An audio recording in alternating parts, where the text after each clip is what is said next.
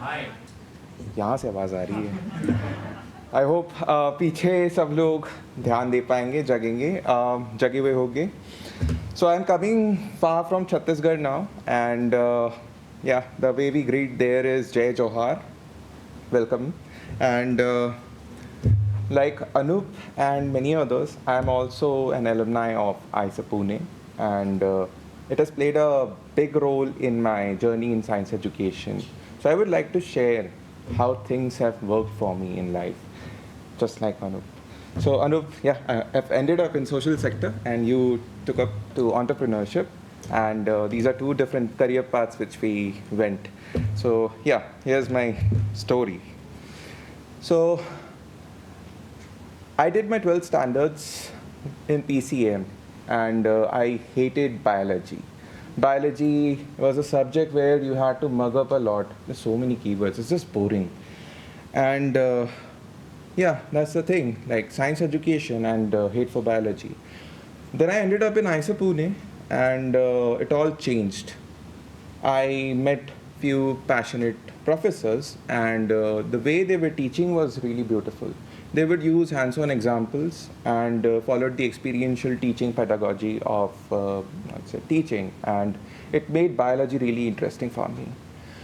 So, I would especially like to mention there are people from who know him.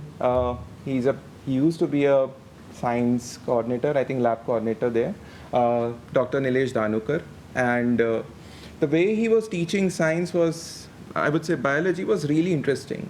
In our classroom or in our lab, we would have Vinogradsky columns, microscopy, and occasional venture into the jungle. So we will be doing field trips.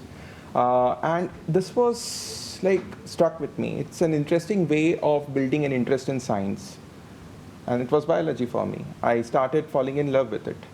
Over the course of time, I took up many projects in biology and ended up with a computational neuroscience degree, specialization in that subject.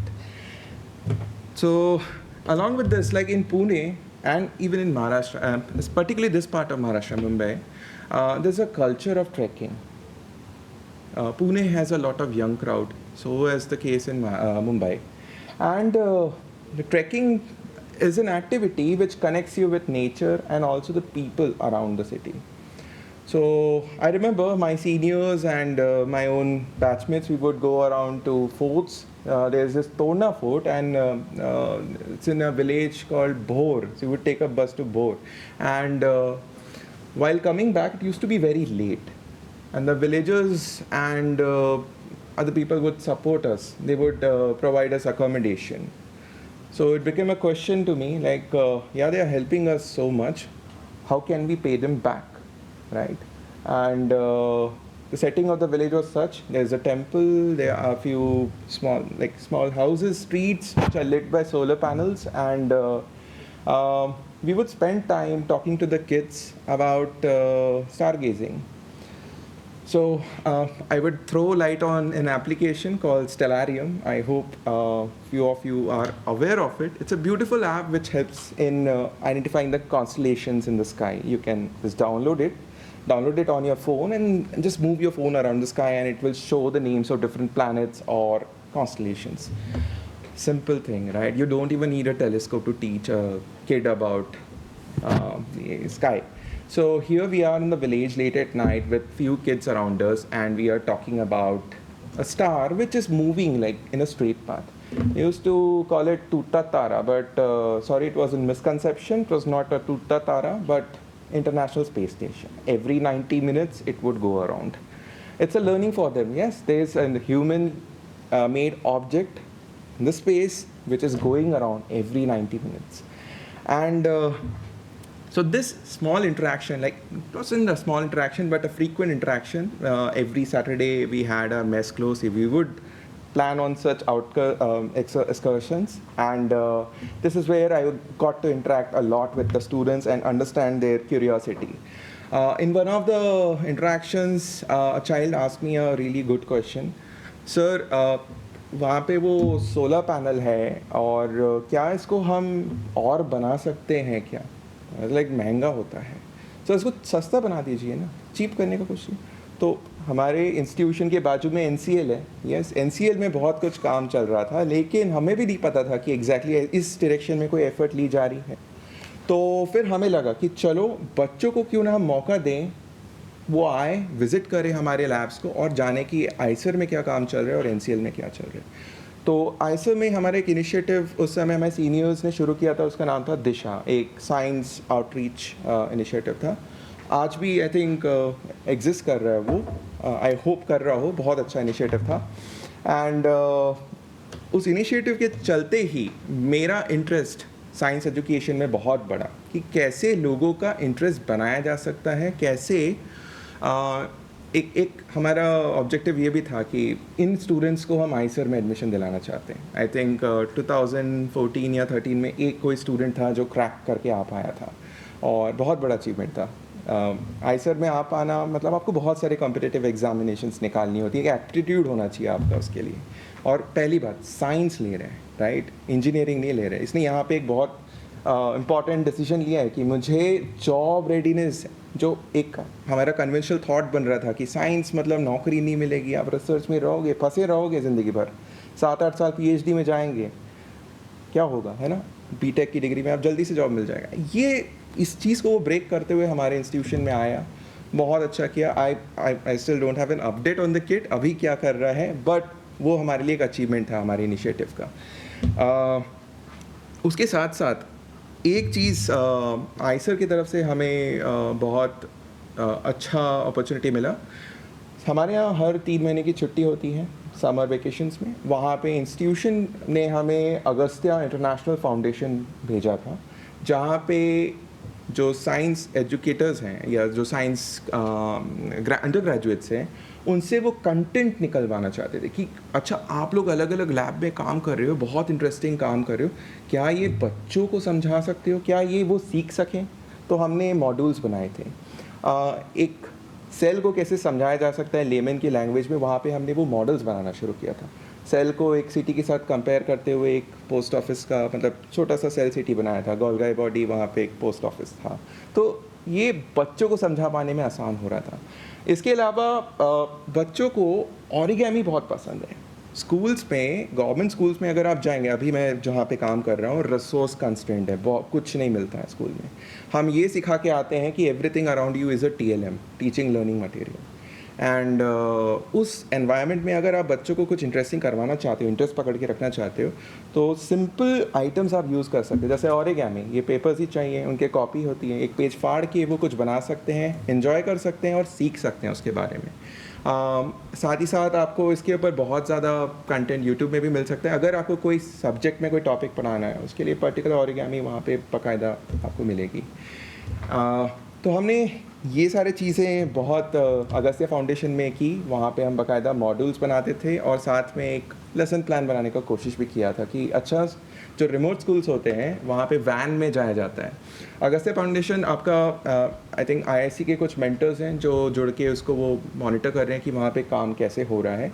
And ये try section में है आपका, आंध्र प्रदेश, कर्नाटका और तमिलनाडु। तो अगर आप वहाँ रहेंगे तो आपका फ़ोन बजता रहेगा आधे समय, कहीं का सिग्नल है, फिर नहीं तो कहीं का सिग्नल है।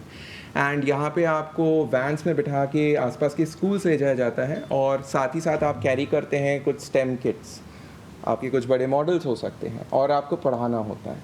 लैंग्वेज बैरियर बहुत तगड़ा होता है, लेकिन आप कैसे पढ़ा सकते हैं वो आपके स्किल पे आता है। आप किसी को यूज़ कर सकते हैं वहाँ पे ट्रांसलेशंस के लिए, लेकिन वो टूल्स हैं, जो किट्स हैं, आपको वो डेमो करके दिखाना होता है बच्चों को। आप उनके सामने छोड़ दीजिए और वो बच्चे अपने आप एक्सप्लोर करते हैं और वो चीज़ों को समझने का कोशिश करते हैं। हाँ, तो यहाँ पे यही है कि सवाल आ सकते हैं कि क्या, जैसे सोलर पैनल को लेके बताया था कि सस्ता बनाया जा सकता है। ऑनेस्टली हम खुद अभी अपने इलेक्ट्रिसिटी बिल को पे करने के लिए स्ट्रगल कर रहे होते हैं और हमें इस रिसोर्स एनर्जी क्राइसिस का कोई सल्यूशन नहीं दिखता है। बट हाँ, यहाँ पे एक स्टूडेंट है, एक बच्चा है जिसने एक सल्यूशन तो देखा है कि हमें और सोलर पैनल चाहिए, सस्ते पैनल बनाने। इसके साथ मेरी जर्नी एक एडटेक स्टार्टअप में हुई, जहाँ पे हम स्टेम किट्स वगैरह डेवलप कर रहे थे। ये स्टार्टअप ATL अटल टिंकरिंग लैब सेटअप करने में स्पेशलाइज करता था। अटल टिंकरिंग लैब आपका अटल इनोवेशन मिशन के अंडर एक छोटा सा इनिशिएटिव है।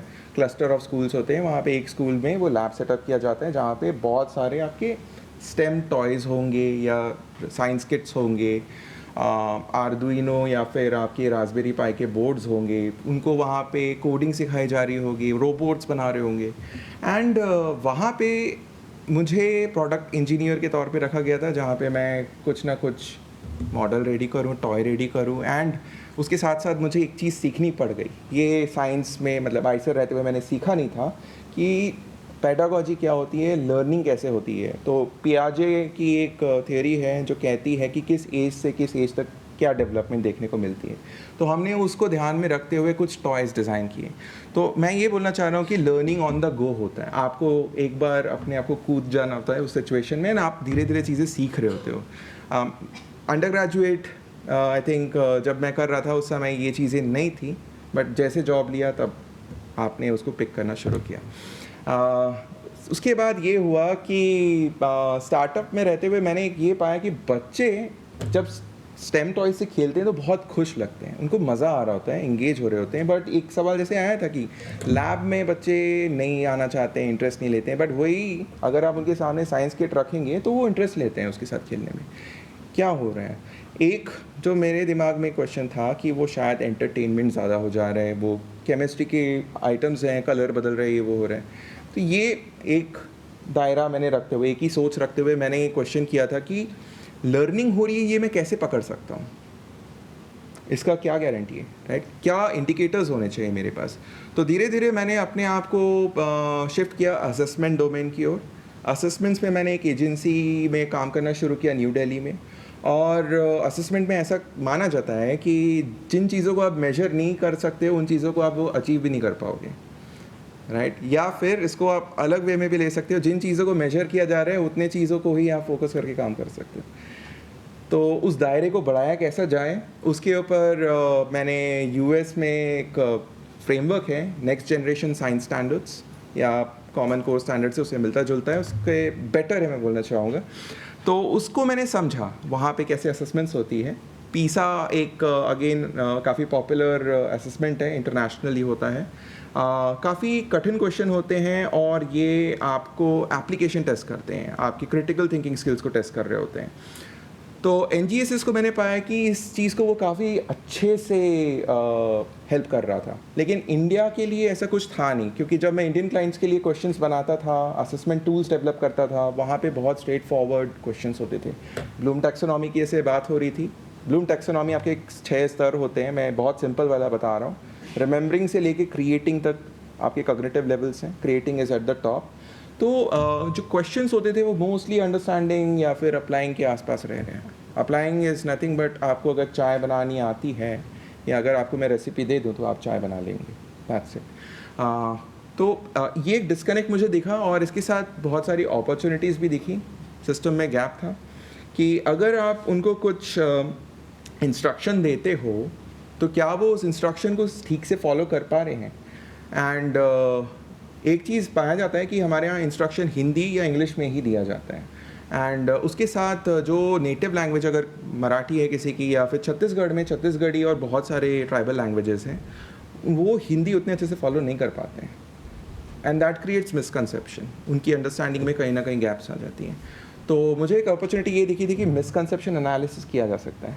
साइंस ग्रेजुएट हूँ मैं, अभी भी पढ़ा नहीं रहा हूँ, मैं बस ये देख रहा हूँ कि क्या क्या आप कर सकते हो जो सपोर्ट करेगा स्कूल के टीचर्स को या फिर आपके टीचर ट्रेनर्स को जो डाइट या एससीईआरटी में होते हैं। एंड मिसकंसेप्शन एनालिसिस करते हुए मुझे ये पाया गया कि इंस्ट्रक्शन को कैसे और इम्प्रूव किया जा सकता है। कभी कभार टेक्स्ट बुक्स तो टेक्स्ट बुक्स में कभी कभार कुछ चीज़ें ऐसी प्रिंटेड होती हैं जिससे कन्फ्यूजन आता है, उसको कैसे सुधारा जा सकता है। तो टेक्स्ट बुक डिज़ाइनिंग जब होती है एससीईआरटी में तब मैं वहाँ पे हेल्प करता था। उसके बाद कोविड का फेज़ आया जहाँ पे बच्चे डिस्कनेक्ट हो गए थे अपने पढ़ाई से। And social emotional and ethical learning एक एरिया लगा था जहाँ पे हमने हैंडबुक वगैरह डेवलप किया था। And this was done for Maldives government क्योंकि वो हमारे से पहले स्कूल खोल रहे थे। एंड रेमिडिएशन प्रोजेक्ट था जहाँ पे उनको हमें हेल्प करना था एक मेरा बस था कि सोशल इमोशनल स्किल्स पे मैं उनको सपोर्ट कर सकूं, बट हमारी टीम ने मैथ्स एंड अदर सब्जेक्ट्स में भी सपोर्ट दिया था।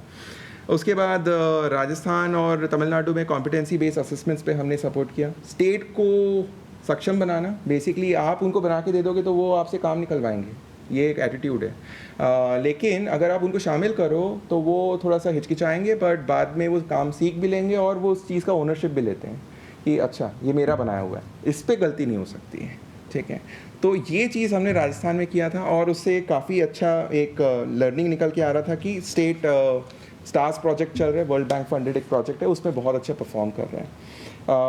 उसके साथ मैंने वहाँ पे कुछ गांधी फेलोज़ को पाया। गांधी फेलोज़ पिरामल फाउंडेशन के एक फेलोशिप है, उसमें काफ़ी यंग स्टूडेंट्स होते हैं और यंग ग्रेजुएट स्टूडेंट्स होते हैं। ये अंडर ग्रेजुएट करके, मतलब आप कोई भी स्ट्रीम से हो सकते हो, आप आ सकते हो वहाँ पे, बट आपको सोशल सेक्टर के बारे में बहुत समझ बनती है। एग्जैक्टली उनको एक टास्क दिया जाता है, कम्युनिटी में जाके रहो, आपके पास पैसे नहीं होंगे, you have to survive in that community without money, और आप किसी के घर में जाके रहो, उनको हेल्प करो और कमाओ और मदद करो।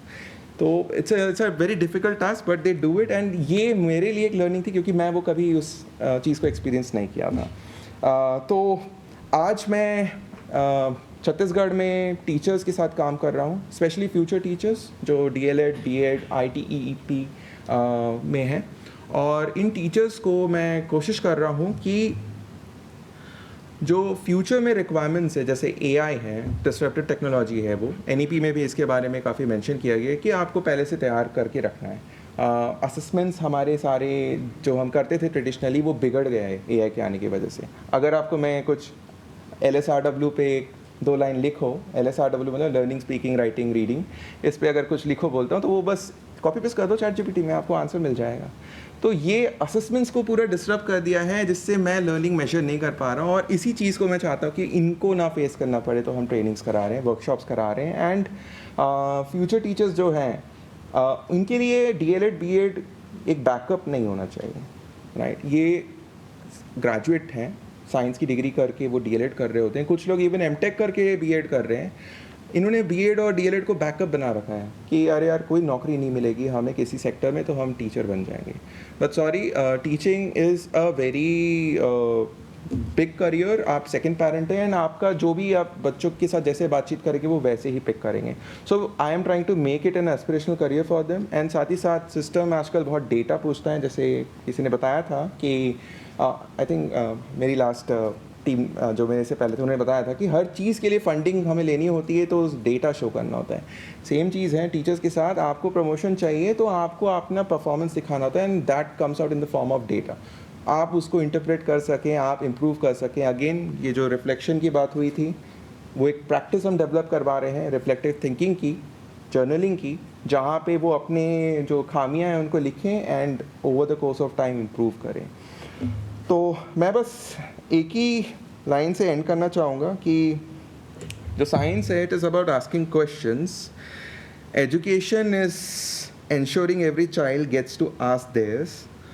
तो कोशिश करते हैं कि जो ये प्लेटफॉर्म मिला है हमें, जहाँ पे काफ़ी सारे अच्छे फैकल्टी मेंबर्स हैं और स्टूडेंट्स हैं, एक ऐसा मुहिम या एक ऐसा हम ये बनाएं जहाँ पे हर बच्चे को एक क्वालिटी एजुकेशन मिल पाए।